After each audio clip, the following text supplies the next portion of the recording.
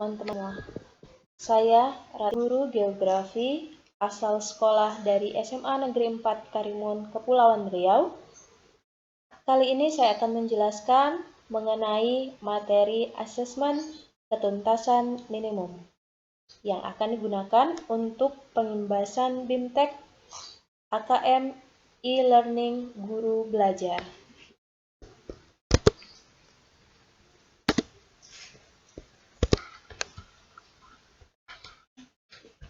Pada program kali ini, AKM yang dijelaskan adalah yang pertama mengenai konsep dari asesmen nasional tersebut, yang kedua mengenai teknis pelaksanaan dari asesmen nasional, ketiga adalah butir soal asesmen literasi membaca, keempat butir soal asesmen pada tingkat SMA mengenai numerasi, dan yang kelima yaitu tindak lanjut laporan dari hasil asesmen kompetensi minimum. Sebelumnya, pada asesmen nasional ada 3 hal yang tercakup di dalamnya, yaitu asesmen kompetensi minimal atau yang biasa disebut AKM, survei karakter, dan survei lingkungan belajar. Dalam penilaian asesmen nasional, yang dititik beratkan adalah literasi dan numerasi, di mana di setiap masing-masing asesmen tersebut terdapat beberapa tahapan yang berbeda. Pada asesmen literasi membaca, ada 4 tahapan. Yang pertama, memahami. Yang kedua, menggunakan. Yang ketiga, mengevaluasi. Keempat, merefleksikan dari hasil yang sudah didapat. Pada asesmen numerasi, ada 3 tahapan, yaitu memahami, kedua, mengaplikasikan, dan yang ketiga, bernalar dari soal yang sudah didapatkan. Berikutnya adalah sebenarnya asesmen nasional merupakan penilaian yang akan digantikan dari ujian nasional atau pembandingnya. Bisa disebutkan di sini ada tujuan pelaksanaan, jenjang penilaian, level siswa, subjek siswa, model soal, dan sasaran penilaian. Bisa kita lihat bersama bahwa pada tujuan pelaksanaan, asesmen nasional untuk mengevaluasi mutu terkait sistem satuan pendidikan tersebut. Sedangkan pada ujian nasional, menitikberatkan pada evaluasi capaian hasil belajar murid secara individu. Yang kedua, pada jenjang penilaian, asesmen nasional baik dari tingkat SD, SMP, SMA, dan SMK, program kesetaraannya jenjang dasar dan menengah.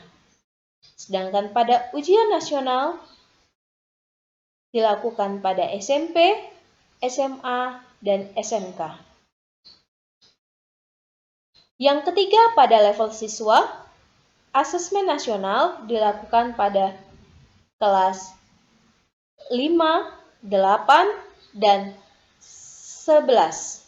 Sedangkan pada ujian nasional dilakukan pada tingkat akhir pada tiap jenjang, baik itu SD, SMA, dan SMP. Keempat, pada subjek siswa.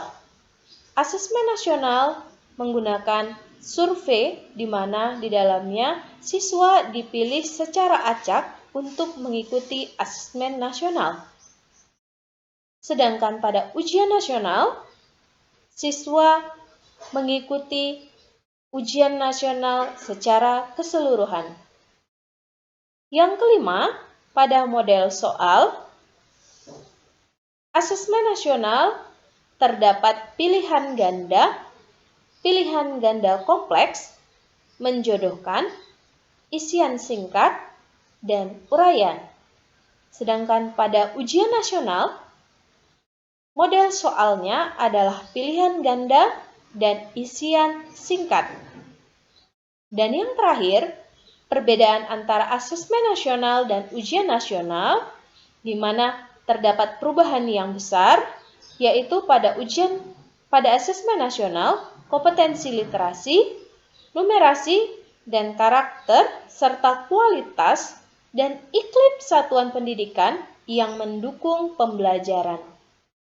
Berbeda dengan asesmen nasional, ujian nasional, penguasaan terhadap mata pelajaran tersebut.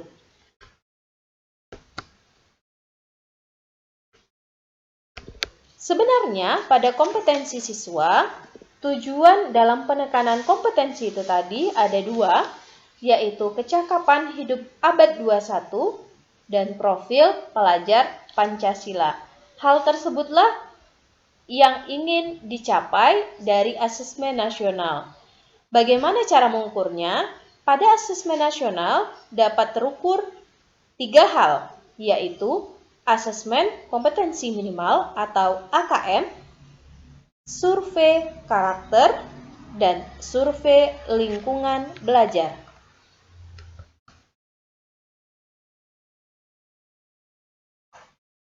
AKM dan survei karakter. Yang pertama yaitu literasi, di mana literasi merupakan kemampuan bernalar tentang dan menggunakan bahasa. Dan yang kedua, numerasi, kemampuan bernalar menggunakan matematika. Hal ini dikaitkan pada kehidupan sehari-hari. Dan yang ketiga, yaitu karakter, misalnya pembelajar, gotong royong, dan kebinekaan.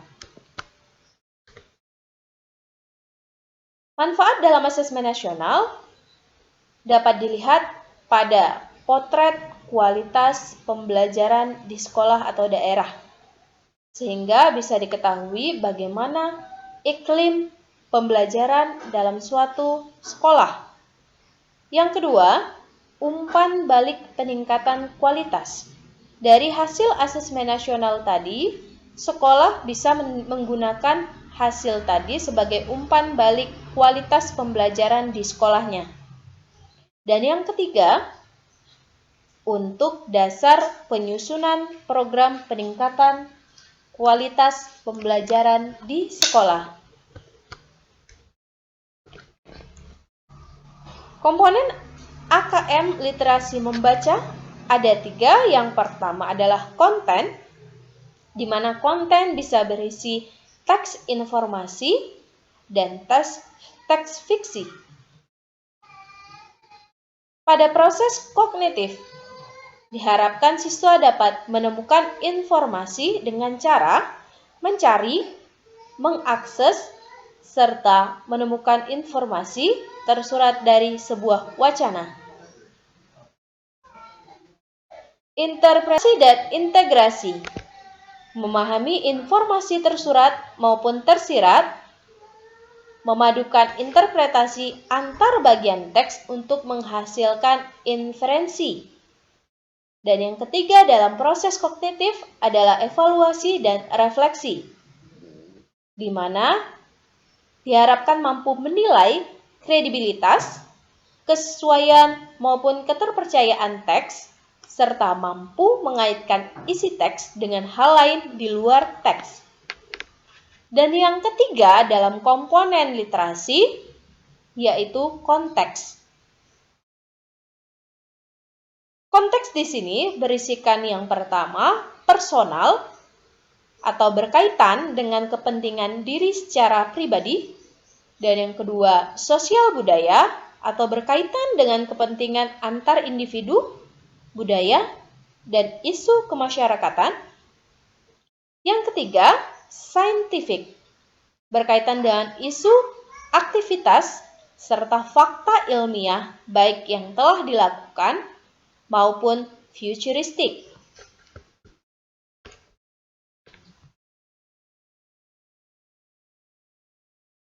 Apa saja kriteria peserta asesmen? Kriteria dari peserta yang mengikuti asesmen nasional, tentu saja yang pertama seluruh satuan pendidikan. Dan yang kedua, tidak semua murid melaksanakan asesmen nasional karena pada asesmen nasional hanya diambil sampel saja. Yang ketiga, pemilihan sampel diambil secara acak. Keempat, diambil dari kelas 5, 8, dan 11. Dan kriteria terakhir adalah setiap peserta mengerjakan tes literasi membaca, tes literasi numerasi, survei karakter, dan survei lingkungan belajar. Pada asesmen nasional, bentuk soalnya yaitu pilihan ganda kompleks, menjodohkan, isian singkat, dan uraian. Pada pelaksanaannya dilakukan ada 2 hari, baik dari jenjang SD, SMP, dan SMA. Seperti yang bisa dilihat pada jadwal pelaksanaan, masing-masing dari jenjang memiliki waktu yang berbeda-beda pula, di mana pada level 4 kelas 7 dan 8, numerasi terdapat 67 soal, literasi teks fiksi 7 soal, dan literasi teks informasi ada 29 soal. Level kelima pada kelas 9 dan 10, numerasi di kelas 10 ada 62 soal, literasi teks fiksi ada 28 soal, literasi teks informasi ada 40 soal. Dan yang terakhir, pada level 6, kelas 11 dan 12, dilakukan literasi teks fiksi 11 soal dan literasi teks informasi 39 soal.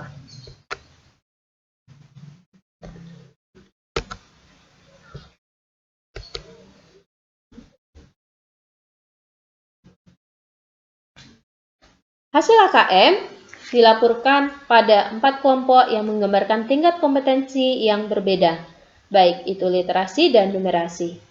Masing-masing kelompoknya yaitu perlu intervensi khusus, di mana dianggap siswa atau murid belum mampu menemukan dan mengambil informasi. Dan yang kedua adalah dasar, di mana dianggap murid mampu menemukan dan mengambil informasi yang ada di dalam teks dan membuat interpretasi atau gambaran secara sederhana. Ketiga adalah cakap, di mana siswa dianggap mampu mendapatkan informasi, mampu membuat simpulan dari hasil integrasi beberapa informasi dalam suatu teks. Dan yang ketiga, yang keempat, yaitu mahir, siswa dianggap mengintegrasikan beberapa informasi lintas teks, mengevaluasi isi, kualitas, cara penulisan, dan bersifat reflektif terhadap isi teks. Pada numerasi, nama atau dasar kelompoknya sama, ada 4. Masing-masingnya pada intervensi khusus, siswa hanya memiliki pengetahuan matematika yang terbatas. Dan yang pada level dasar, siswa memiliki dasar matematika. Level cakap, siswa mampu mengaplikasikan pengetahuan matematika yang dimiliki dalam konteks yang lebih beragam. Dan yang keempat, mahir, siswa dianggap mampu bernalar untuk menyelesaikan masalah kompleks serta non-rutin berdasarkan konsep matematika yang dimilikinya.